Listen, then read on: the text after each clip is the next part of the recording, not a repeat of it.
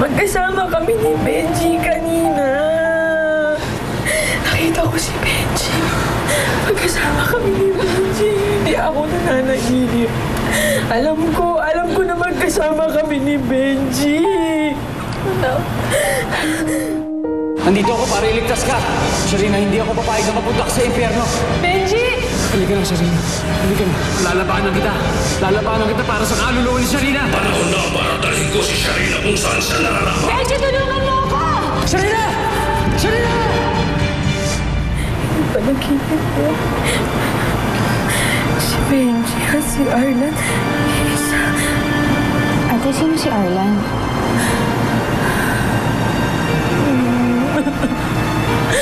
Hanggang sa uling pagkakataon, ginawa ni Benji lahat para maligtas ako. Pero siya hindi siya nakaligtas. Hanggang sa dulo, mahal ako ni Benji. Lahat ginawa niya para sa akin. Pero may sinasabi ko sa akin, wala na siya. Paano umayakap si Benji? Paano ko mararamdaman lahat? Wala na si Benji. Ginawa niya. Hindi totoo na wala si Benji.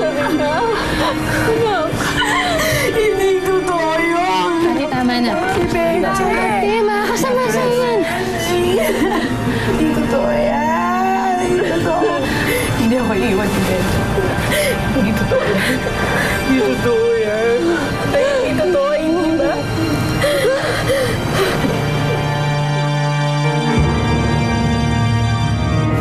Ate, tara. Oh, tandaan lang, ha? Ano to?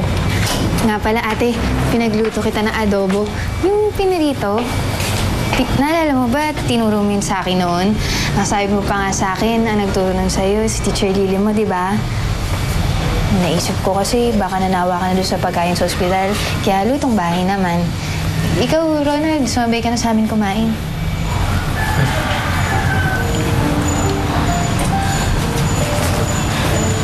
Gusto kong pumunta sa puntod ni Benji. Ate, kasi Sige na. hindi pa pwede. Di ba, Ronald, mahina pa si Ate Sharina? Tama si Monica. Ang kailangan sa'yo magpahinga pa. Pero gusto kong pumunta kay Benji. Kahit sandali lang ako. Sharina, kasi medyo mahirapan kang pumunta dun sa puntod ni Benji.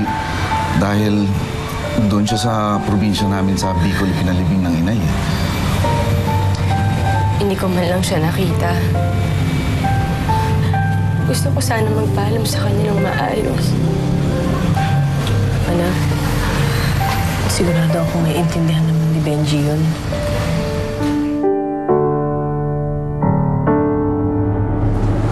Lola, bakit po natin dinadala lahat ng mga gamit natin? Ay nako, pabuti na yun at nang makapagsimula tayong muli. Saan po tayo titira?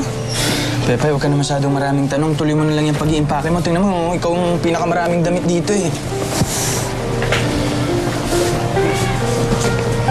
Kailangan pala natin dalhin lahat ng mga gamit ni Kuya Benji, oh. Nag-aalala ako kay Ate Sharini. Hanggang ngayon kasi, hindi pa rin siya nakaka-recover kay Benji. Mahirap talaga mawalan ng mahal sa buhay. Ngayon nangyari sa akin nung mamatay ang girlfriend ko. You just have to give her some time. Sa bagay, ganyan din kasi naramdaman ko kay Junik noon eh. Dapat ikakasal na kami. Kaya lang, nabaril kasi siya. Pareho din pala tayong nawalan eh. Alam mo, mas matutulungan mo ang ate mo yan. Dahil ikaw mismo, napagdaanan mo na yan eh. Diba?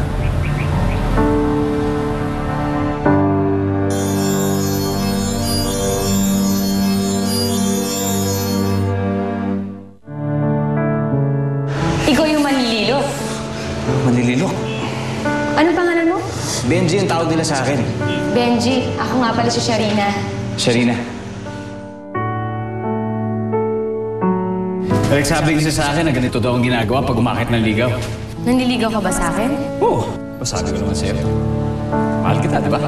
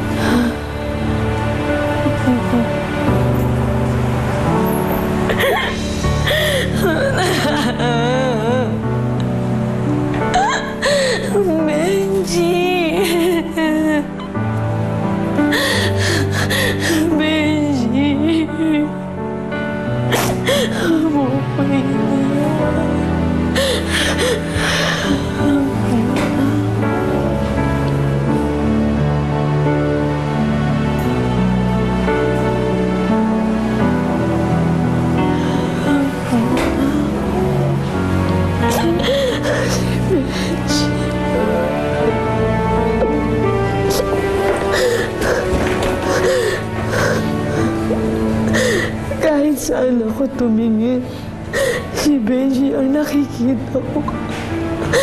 Nay, ang sakit-sakit dito. Hindi ko kaya tanggapin na wala na si Benji. Hirap na hirap ako tanggapin. Ang pakiramdam ko kalahati ng pagkatao ko namatay na. Bakit ganun? Sana hindi na lang ako nabuhay. Sana parehas na kami ni Benji namatay. Siguro kapag ganun magkasama kaming dalawa. Kahit saan! Kahit saan! Kahit sa impyerno! Basta wag ako iwan ni Benji! Na hindi